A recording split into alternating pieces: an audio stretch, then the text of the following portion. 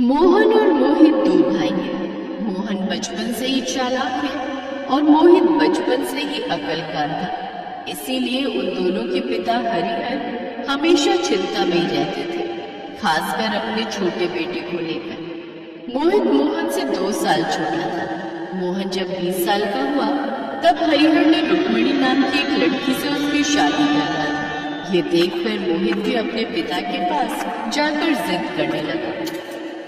पिताजी, मुझे भी शादी करनी है। आपने भैया की शादी करवा दी, मेरी भी करवा दीजिए ना। बेटा, अब तुमसे कौन शादी करेगा? एक काम तो ठीक से नहीं कर पाता। मेरे जाने के बाद क्या खाएगा तू? बीवी को क्या खिलाएगा? वो मैं संभाल लूंगा, आप शादी करवा दीजिए ना। हरिहर 1 मिनट के लिए राजी भी हो गया, लेकिन मोहित ने यह होने नहीं दिया। उसने कहा, पिताजी, आपके बाद इस शकल के अंधे को मुझे ही संभालना होगा। इसे खिलाने पिलाने में मेरे पैसे खर्च होंगे, लेकिन मैं इसकी बीवी को नहीं पाल सकता। लंगर नहीं खोल रखा है मैंने। हे भगवान, मैं क्या करूं? अपने छोटे बेटे को मरने के लिए छोड़ दूं क्या? कुछ तरकीब तो सोचनी ही होगी। हरिहर ने मोहित के लिए एक नया घर बनाने का सोचा। मोहित ने कहा, मैं ज्यादा जगह नहीं छोड़ सकता। घर के पीछे बगीचे में बनाइए नया घर। वहाँ? लेकिन वहाँ तो कुआं है बेटा। फालतू का कुआं कब से बंद होकर पड़ा है? उसे तोड़कर उसके ऊपर ही घर बनाइए। मैं और जगह नहीं दे सकता। कुछ दिन बाद मेरे बच्चे होंगे, उनके लिए जगह तो चाहिए ना। हरिहर ने बहस नहीं की। हरिहर के पिता जमींदार के घर पर हिसाब किताब लिखने का काम करते थे और उसके बाद से हरिहर के पिता ने इस कुएं को भी बंद कर दिया। तब से ये कुआं ऐसे ही पड़ा हुआ है, उधर कोई जाता भी नहीं है। मोहन ने अपने सगे भाई को सिर्फ उतनी ही जगह दी। हरिहर ने कुआं तोड़कर उस जगह पर एक घर बना दिया। वो घर कम और झोपड़ी ज्यादा थी। उस झोपड़ी में हरिहर मोहित को लेकर रहने लगा। रुक्मिणी ने एक वक्त का खाना देना भी बंद कर दिया। हरिहर ने बड़े दुख के साथ मोहित से कहा, अब मोहित बेटा, मुझे लगता है बहुत जल्दी मेरा बुलावा आ जाएगा। तुझे अकेले ही रहना होगा। नहीं पिताजी, ऐसा मत बोलिए ना। आपके बिना मैं कैसे जिंदा रहूंगा? कैसे भी करके रहना पड़ेगा बेटा। मोहन से मेरा भरोसा उठ गया है। अब सब कुछ भगवान भरोसे है। और उसी रात जब हरिहर सोया हुआ था, एक सांप ने उसे काट लिया और नींद में ही हरिहर चल बसा। सुबह मोहित ने ये देखा और रोने लगा। पिताजी, ये क्या हो गया? घर के अंदर सांप कहाँ से घुस आया? पिताजी, नहीं। हरिहर का नमस्कार किया गया। उसके बाद रुक्मिणी ने मोहन से कहा, सुनो, अभी भी वक्त है। 4 लोगों को बुलाकर बंटवारा करवा लो। बाद में तुम्हारा भाई ज्यादा हिस्सा मांगने लगेगा तो क्या होगा? हाँ, तुमने सही कहा। मैं आज ही इंतजाम करता हूँ। मोहन गांव के लोगों को बुला लाया और बंटवारा कर डाला। तभी सुन लो, पिताजी ने वो नया घर मोहित को दिया है और ये पुराना घर मुझे दे दिया है। लेकिन भैया, मोहित जो है जिंदगी भर उस छोटी सी झोपड़ी में कैसे रहेगा भाई? क्यों नहीं रह पाएगा? उसकी तो शादी भी नहीं होगी। एक आदमी के लिए वो झोपड़ी काफी है। मोहित को इन सब चीजों से कुछ फर्क नहीं पड़ता था। वो अभी भी अपने पिता के शोक में डूबा था। सबके सामने बंटवारा हो गया और मोहन खुशी खुशी अपनी बीवी को लेकर रहने लगा। दोनों ने मोहित से हाल पूछना भी बंद कर दिया। रुक्मिणी हर रोज अच्छा अच्छा पकवान बनाती और मोहित झोपड़ी में बैठकर सूखे साग उबाल कर खाता। मोहित हर रोज तालाब के पास साग लेने जाता था और एक दिन दोपहर को उसने एक लड़की को तालाब में कपड़े साफ करते हुए देखा। उस लड़की का नाम मालती था। मालती गांव की ही लड़की थी। वो अनाथ थी और लोगों के घर पर काम करती थी। मालती ने भी मोहित को देखा। तुम हर रोज यहाँ साग लेने आते हो क्या? हाँ, और तुम? मैं कभी कभी आती हूँ कपड़े धोने, लेकिन अब से रोज आऊँ। मोहित बुद्धू था लेकिन प्यार का इशारा समझ गया। दोनों हर रोज मिलने लगे और दोनों में प्यार बढ़ने लगा। मोहित ने मालती से कहा, मालती तो मुझसे शादी कर ले। अच्छा, बहुत शौक है शादी का। शादी के बाद मुझे रखोगे कहाँ उस झोपड़ी में और खिलाओगे क्या सूखे साग? क्यों, तुम मेरे साथ सूखा साग नहीं खा सकती? खा सकती हूँ, लेकिन सच बताओ तो इस दुनिया में पैसा ही सब कुछ है। कुछ करो मोहित, काम धंधा ढूंढो, फिर हम दोनों शादी करेंगे और कहीं दूर चले जाएंगे। मोहित काम ढूंढने लगा, लेकिन गांव में सभी को पता था कि मोहित से कोई काम होता नहीं है, इसीलिए किसी ने भी मोहित को काम नहीं किया। ऐसे ही कुछ महीने बीत गए। मोहित की झोपड़ी के अंदर कभी कभी सांप घुस आता था। मोहित खिड़की बंद करके सोता, तब भी सांप आ जाता था। इस बात से भी मोहित बड़ा परेशान था। ये सांप कहाँ से आ रहा है? ऐसे घर में मैं मालती को कैसे रखूंगा जहाँ हर रात सांप घुस आता है? लानत है मुझ पे, कोई काम भी नहीं मिल रहा है। देर रात हो गई थी, तभी मोहित ने देखा कि एक सांप घर के कोने में बैठ गया। मोहित ने एक लाठी से सांप को हिलाया और वो सांप डर कर खटिया के नीचे चला गया और एक गड्ढे से जमीन के अंदर चला गया। ये सांप तो जमीन के अंदर चला गया। ये जमीन नीचे से खोखली है क्या? ओह हाँ, यहाँ तो कुआं था। जरा देखो तो, सांप को यहाँ से बाहर निकालना ही होगा। मोहित ने उस गड्ढे के अंदर झांका और उसे कुछ चमकीली चीज दिखी। मोहित ने लाठी घुसाई और लाठी में अटक कर जो चीज बाहर आई उसे देखकर मोहित के होश उड़ गए। अरे, सोने का हार! ये तो कमाल हो गया, सोना मिला है मुझे। मोहित ने तुरंत खोदना शुरू किया। अंदर से वो सांप निकलकर झोपड़ी के बाहर भाग गया और मोहित को ढेर सारा सोना मिला। सोने से कुआं भरा हुआ था। वो सोना मोहित के हाथ में आ गया। जो हिस्सा मोहन ने मोहित को दिया था, उसी हिस्से में करोड़ों का सोना था।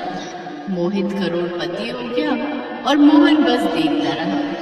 उसने पूरे गांव को बुलाकर बंटवारा किया था, इसीलिए वो सोने पर हक नहीं जमा पाया। उसके खुद के बिछाए हुए जाल में ही वो फंस गया। मोहित ने गांव में अस्पताल बनवाया, स्कूल बनवाया और खुद के लिए एक बड़ा सा महल बनवाया और फिर उसने मालती से शादी की। गांव में मोहित हीरो बन गया और मोहन पर सब लोग थूकने लगे। इसी तरह मालती और बुद्धू मोहित खुशी खुशी जीवन बिताने लगे।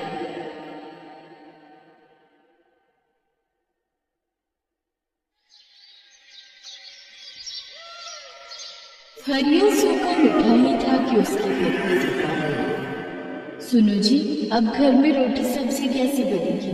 चूल्हा जलाने के लिए ईंधन भी खत्म हो गया है। तुम कोई काम वगैरह ढूंढने की कोशिश करो जी। रूपा, तुम्हारे सामने रोजाना ही सेठ जी के पास काम मांगने जाता हूँ। रोजाना मुझे टालकर खेती का काम दूसरे मजदूरों से करवा लेते हैं। तो तुम सेठ जी की जगह किसी और से काम मांग लो। तुम्हें पता है, सेठ जी ऊंच नीच का वहम करते हैं। वो हमें अपने से छोटा समझते हैं। वो तुमसे अपने खेतों में काम नहीं करवाएंगे। ठीक है, देखता हूँ। आज एक दो जगह जाकर अल्लाह कुएं से एक बाल्टी पानी खींच दे, मैं नहा धो लेता हूँ। गांव में जो भी बड़े जमींदार थे, सब हरिया से भेदभाव करते थे और उसे काम ना होने का बहाना करते थे। अब तो एक ही रास्ता है, दूसरे गांव जाकर काम की तलाशी करनी होगी। पर दूसरे गांव आने जाने में तुम्हें सुबह से रात हो जाया करेगी। पर करना तो पड़ेगा रूपा, नहीं करूँगा तो 2 वक्त की रोटी कैसे जुटा पाएंगे। अगले दिन हरिया दूसरे गांव निकल पड़ता है। दूसरे गांव पहुंचकर हरिया को काम मिल जाता है, पर रोजाना दूसरे गांव आने जाने में हरिया बहुत थक जाता था। रूपा, मुझे दूसरे गांव के लोग नहीं पहचानते, इसलिए मुझे वहां पर आसानी से काम मिल जाता है। एक मेरे अपने गांव के लोग जो सीधे मुंह बात भी नहीं करते। भगवान, आपकी बनाई दुनिया में तो सब मनुष्य बराबर है, कोई ऊंच नीच की भावना नहीं है। कोई अमीर गरीब नहीं है, फिर मेरे साथ ही ऐसा भेदभाव क्यों भगवान? अपने ही गांव में आज मुझे दुत्कारा जाता है।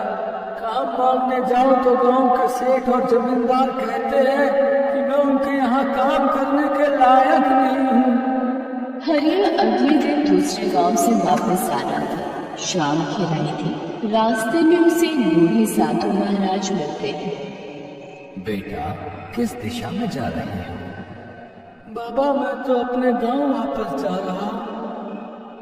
क्या मैं भी तुम्हारे साथ एक रात के लिए तुम्हारे घर रह सकता हूँ बेटा? कल सुबह मुझे यहाँ से दूर हिमालय पर प्रस्थान करना है, तो रात गुजारने की कोई जगह नहीं है मेरे पास। हाँ बाबा, जरूर। आप मेरे साथ मेरे घर चलिए और आराम से रात बिता सकते हैं। पर क्या हुआ बेटा, तुम रुक क्यों गए? अगर तुम मेरा अपने साथ जाना पसंद नहीं करते या तुम्हारे साथ चलने में कोई अड़चन है तो मैं नहीं जाऊंगा बेटा। कोई बात नहीं, मैं यहाँ जंगल में ही रात गुजार दूंगा।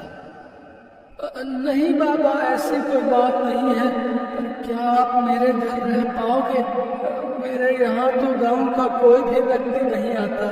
सब मेरे से दूर भागते हैं। सब कहते हैं कि मैं उन सब से बहुत छोटा हूँ, उन सब के साथ बैठने उठने लायक नहीं हूँ।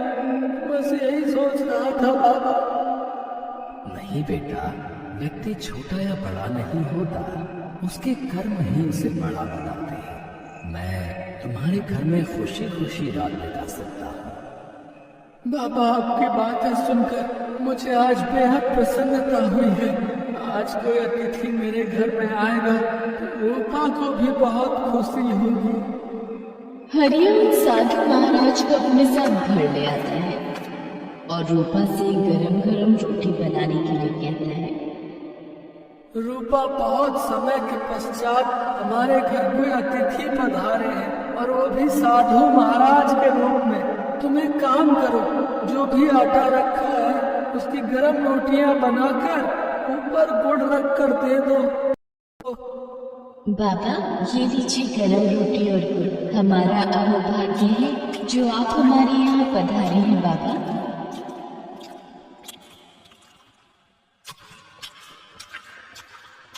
भोजन करने के पश्चात साधु महाराज रूपा और हरिया से कहते हैं।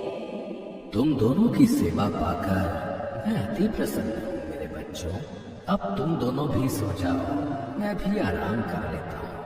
तुम मेरी चारपाई यही आंगन में कुएं के पास ही बिछा दो।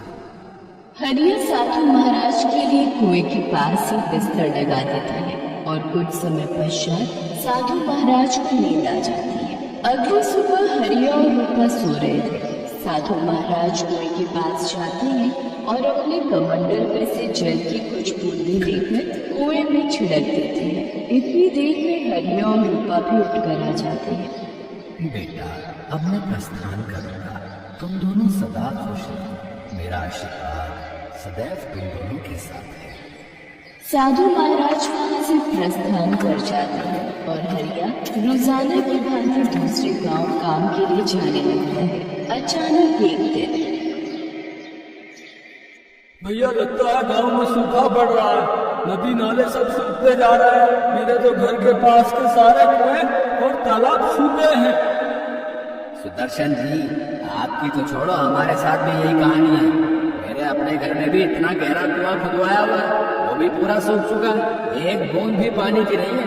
मुझे तो लगता है कि हमें गांव के चौधरी जी से बात करनी चाहिए। सब लोग गांव के चौधरी के पास जाते हैं, पर वहाँ तो अजी सुनते हो, घर में चूल्हा कैसे जलेगा, भोजन कैसे बनेगा, पानी की एक बूंद भी नहीं है, सारे मटके और बर्तन खाली पड़े हैं, घर के दोनों कुएं सूख चुके हैं, कहाँ से आएगा पानी पीने का। गांव के इतने बड़े जमींदार हो, तुम्हें पता है गांव में सूखा पड़ चुका है, कुछ तो उपाय सोचो।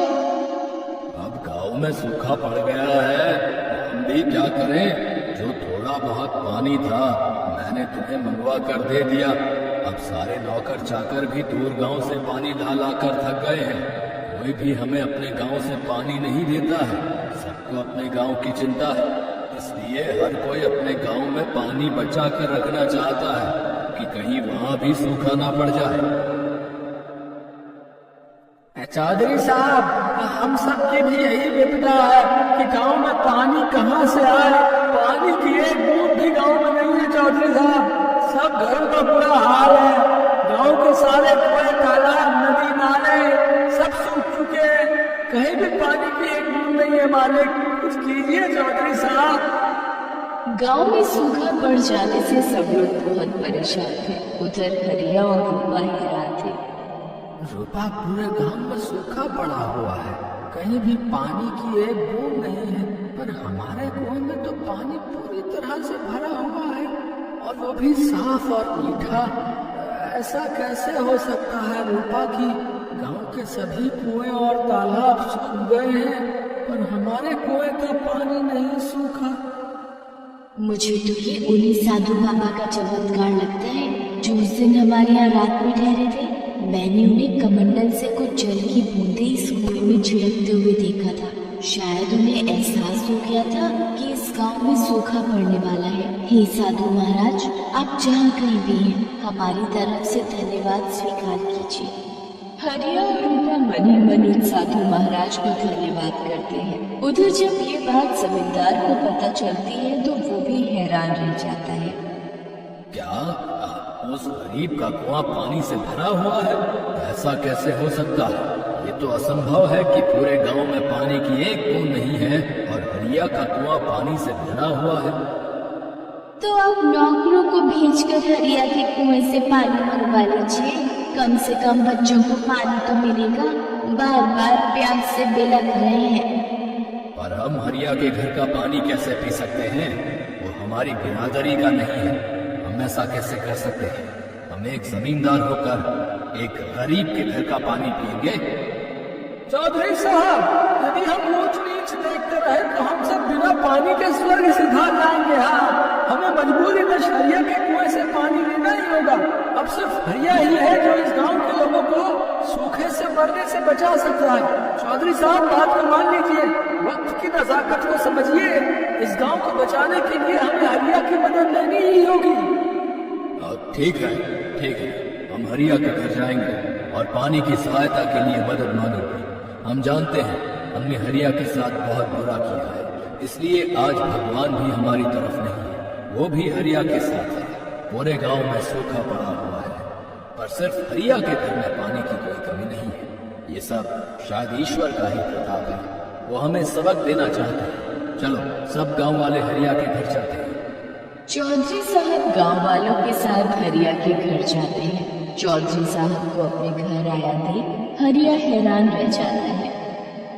चौधरी साहब, आज आप मुझ गरीब के घर पधारे। मुझसे कोई गलती हुई है क्या? चौधरी साहब, जो आपने यहाँ आने का कष्ट किया। हरिया, अब सिर्फ तुम ही हो जो इस गांव को सूखे की चपेट में आने से बचा सकते हो।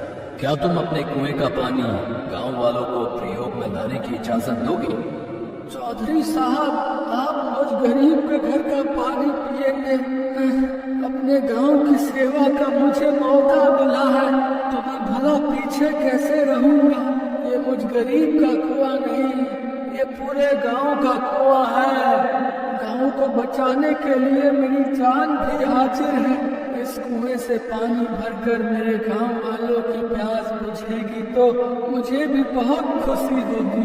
आप सभी गांव वालों को बोल दीजिए कि ये पूरे गांव का कुआं है। वो चाहे जितना मर्जी यहाँ से पानी ले सकते हैं। हरिया, हमें माफ कर दो। हमने हमेशा तुम्हें गांव में सबसे छोटा समझा। हम तो सीधे मुंह तुम्हारे साथ बात भी नहीं करते थे, पर आज तुम ही इस गांव को बचाने के काम आए हो। तुम्हारा बहुत बहुत शुक्रिया हरिया।